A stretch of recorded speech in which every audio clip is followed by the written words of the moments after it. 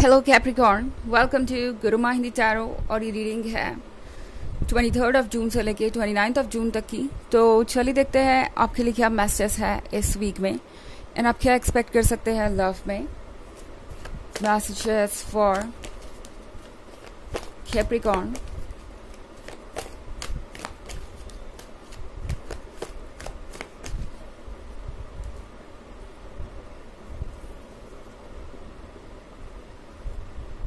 The Sun, Ace of Water, King of Fire, Patience,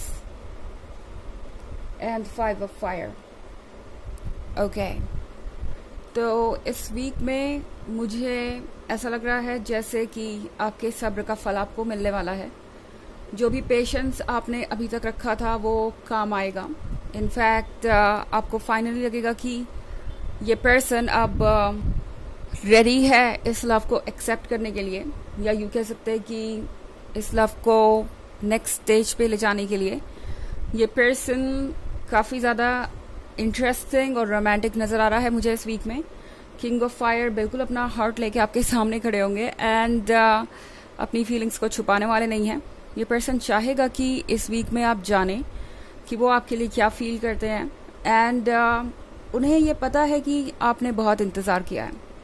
patience के card के साथ आपने वाकई बहुत ज़्यादा समझदारी दिखाई है, जबकि उन्होंने आपको ऐसे कई मौके दिए जब आप इस रिलेशनशिप की सक्सेस होने की होप छोड़ सकते थे या फिर चाहते तो किसी और को चूज़ कर सकते थे, मगर आपने यहाँ पे बहुत पेशेंस दिखाया है। और एक बात इस पर्सन को और पता है कि अगर वो आपके पेशेंस का टेस्ट यूं ही लेते रहेंगे तो जाहिर है कि कभी ना कभी तो आपका जो पेशेंस है वो ओवर हो ही जाएगा, ख़त्म हो ही जाएगा और उसके बाद सिचुएशन बहुत कॉम्प्लिकेटेड हो जाएगी। तो मैं यहाँ द सन और एस ऑफ वाटर दोनों का कार्ड देख रही हूँ। फाइनली आपको ऐसा महसूस होगा जैसे कि कोई चीज़ आपको चाहिए थी एंड वो आपको मिल रही है। सन के साथ फाइनली मैं ब्राइटनेस देख रही हूँ, लाइट देख रही हूँ, वार्मथ देख रही हूँ। एस ऑफ वाटर का मतलब है आप इमोशनली बहुत ज़्यादा क्लोज हो जाएंगे इस पर्सन से। बहुत सारा रोमांस आप एक्सपेक्ट कर सकते हैं इस वीक में। ये पर्सन आपसे बहुत सारी रोमांटिक बातें कहने वाला है और ये चीज़ आपके लिए बहुत ज़्यादा सरप्राइजिंग होगी, क्योंकि शायद आप इस पॉइंट पे ये एक्सपेक्ट नहीं कर रहे थे, मगर ये पर्सन अब लगता है कि अपना मन बना चुका है। फाइव ऑफ फायर के साथ इन्होंने सोच लिया है कि जो भी चैलेंजेस होंगे, जो भी ऑब्स्टेकल्स होंगे, उनसे वो डील करेंगे, उन प्रॉब्लम्स का सोल्यूशन निकालेंगे, लेकिन अब इस रिलेशनशिप को वो छोड़ना नहीं चाहते। ओके, इस पर्सन ने ये सोच लिया है कि वो इस रिलेशनशिप को अगर जाने देंगे तो कोई भी रिलेशनशिप वर्क नहीं करने वाला। किसी भी रिलेशनशिप में चैलेंजेस होते ही हैं, तो इस पर्सन ने ये सोच लिया है कि वो इन चैलेंजेस का सामना करेंगे और आपके साथ खड़े रहेंगे। इनफैक्ट आपको कमिटमेंट मिल सकती है इस वीक में। ओके, कमिटमेंट इस बात की कि आप दोनों फ्यूचर में साथ रहेंगे। ये पर्सन चाहेगा कि आप और ज़्यादा उनके क्लोज आएँ, आप और ज़्यादा उन्हें जानें। आपको बहुत सारे प्रॉमिसेस मिलेंगे और वो प्रॉमिसेस फेक नहीं है या फॉल्स नहीं है। ये पर्सन वाकई उन प्रॉमिसेस को पूरा करना चाहता है एंड अभी भी आपको पेशेंस की ज़रूरत पड़ेगी। मतलब इतना पेशेंस रखने के बाद फिर आपको पेशेंस की ज़रूरत पड़ने वाली है, क्योंकि जब आपको एक बार कमिटमेंट मिल जाएगा फिर आपके लिए वेट और मुश्किल हो जाएगा।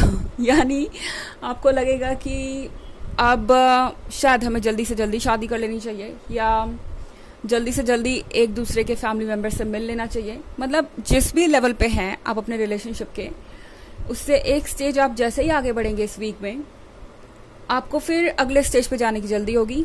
आप चाहेंगे कि बस अब जो भी है वो जल्दी से जल्दी ख़त्म हो एंड आप दोनों साथ हों और आप एक फ्यूचर स्टार्ट कर सके अपना साथ में। तो ये होने के बाद भी, इतना कुछ होने के बाद भी आपको फिर पेशेंस की ज़रूरत पड़ने वाली है, क्योंकि क्या करें, ये जर्नी है एक, और आपको एक पॉइंट से पहुंचने पर एक पॉइंट से दूसरे पॉइंट पे पहुंचने के लिए कुछ तो रास्ता तय करना होगा।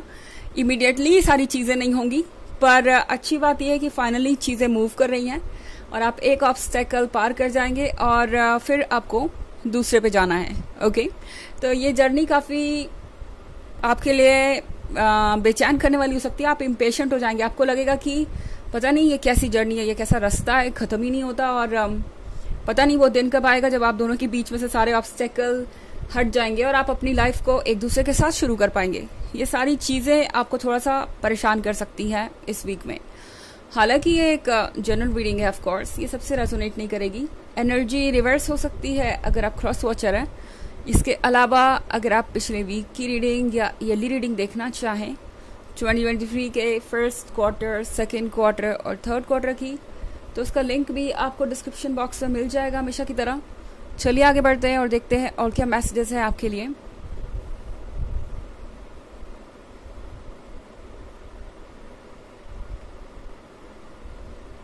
The Hierophant, the World,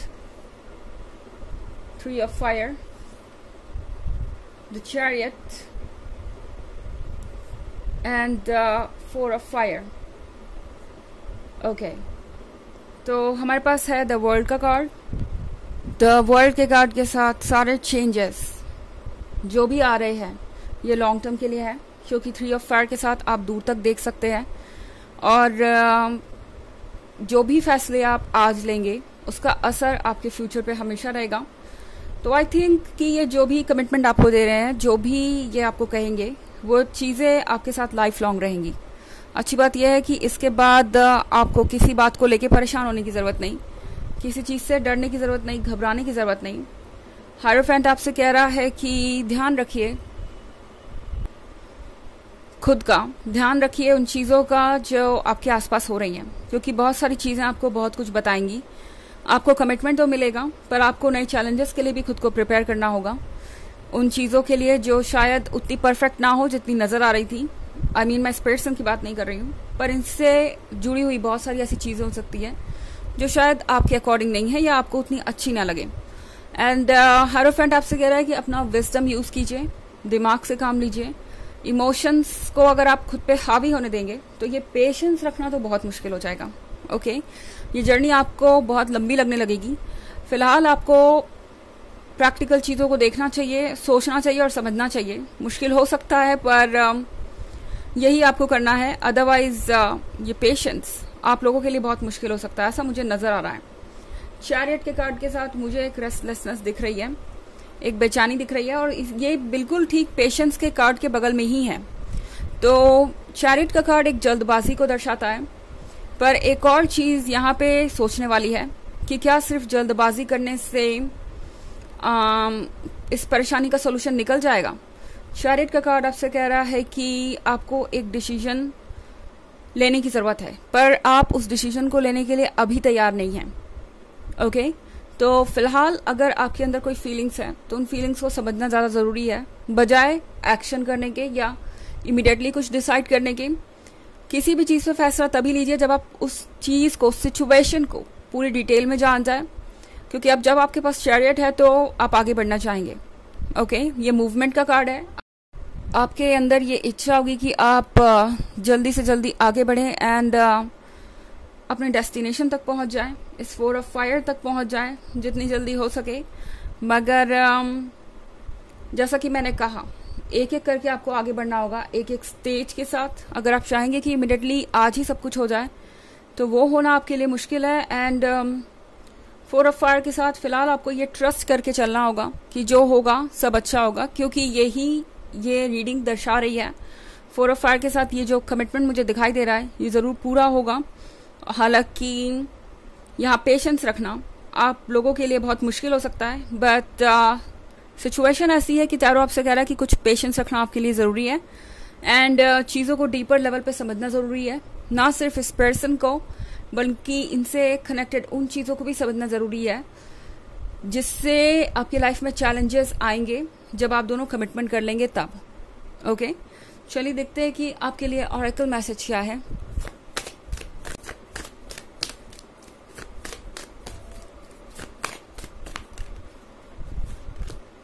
shear, तो ये सीयर का कार्ड है। सीयर का कार्ड आपसे कह रहा है कि आप इस वक्त सारी चीज़ों को समझ सकते हैं।